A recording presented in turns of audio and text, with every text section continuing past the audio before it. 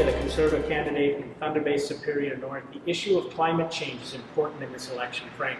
We're hearing from a lot of people that this is becoming one of their key issues.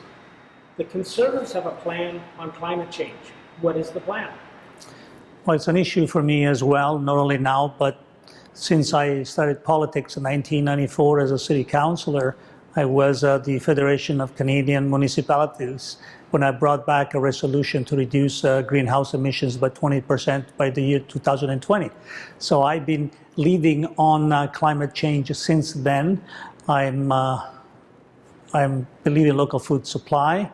I've been on the board of Earthwise of the City of Thunder Bay when we produced an award-winning climate adaptation strategy, because it's not just taking care of the future, it's taking care of the present, and we prepared now.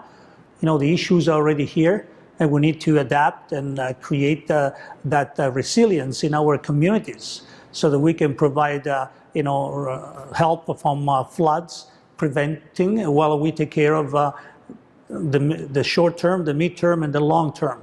And for that, we have our plan. What is the components of the plan? I was talking with former councillor Linda Ridholm. We were talking about climate change the other day with your partner in crime in the Conservative Party and from Thunder Bay Rainy River. And she was saying that technology, using green technology, is going to make a big difference in the future. What kind of green technology can make a difference? Well, first of all, we don't believe the carbon tax and taxing people to change their behavior is the solution.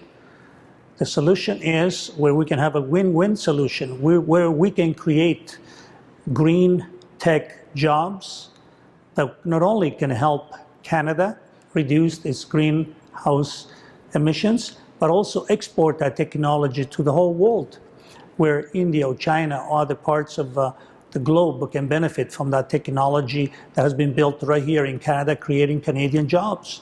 We can build the solar power panels with energy efficient retention of more than 15% right here in Thunder Bay and create those jobs. I would love to be off the grid. I'd love to have a small house that is totally off the grid. There's other ways to protect the environment. And when I was on the Thunder Bay Hydro Board, I was pushing for a pilot for a small house that is almost off the grid, when you have renewable energy, where your impact on the environment is completely minimized. I was involved on the tiny homes project that can reduce the footprint of the environment tremendously while helping people, homeless people, young people who cannot afford a big home, seniors who can rent their home and live in the little tiny home while they can spend the winter in Florida. There's untold so many opportunities that we can bring to the table to not only fight climate, protect the environment, make Thunder Bay and region a sustainable community, not just for today, but for the future.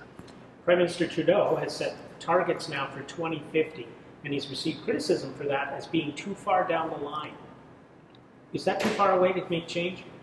Well, that's why I was suggesting an immediate action plan, climate adaptation. We have floods right now, 100-year events happening right now, extreme weather events in the winter. We have already taken action in the city and region to prepare for all of that.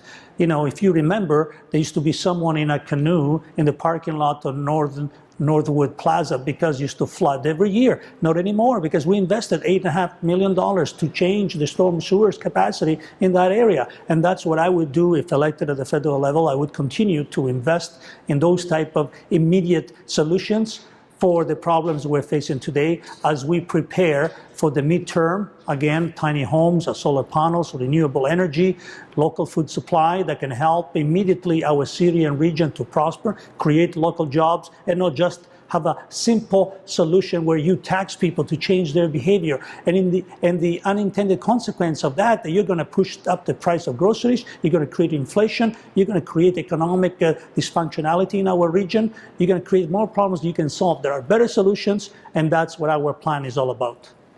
Now, on the issue of climate, we live in a northern climate, we have a small population. People are getting this issue almost carried away. They're starting to think, we have to shut off our heat, or we shouldn't drive our cars, or we have to convert instantly to all green technology. Is that possible? It's not practical. To me, politics is bringing good, positive results to the people that we represent. Ideology alone would not work. When you create economic dysfunction, when people lose their jobs, they're not going to come along and do what needs to be done. We need to do it the right way, and the right way is the practical way. It has to provide positive solutions. We all want the same thing. We want to protect the environment. I want to protect the environment. I'm very keen on that, and I've been working on it for a long time. And it's multidimensional. It's not just imposing a tax. The economists say it's the most effective way. Absolutely untrue. It's not, because we can see it. We can see it every day when our police force has to drive 24/7 to protect us. Those costs are added to the property taxpayers. And how many people, how many seniors are already having a difficult time staying in their homes? The people I talk to at the door, they're telling me that life is becoming more expensive. The cost of living is becoming more expensive. We don't have the choice to jump on a subway train and go to work. The people in Thunder Bay Superior North have to come to town for healthcare needs, and they have to jump on a vehicle. They come here. Most of our food comes from outside.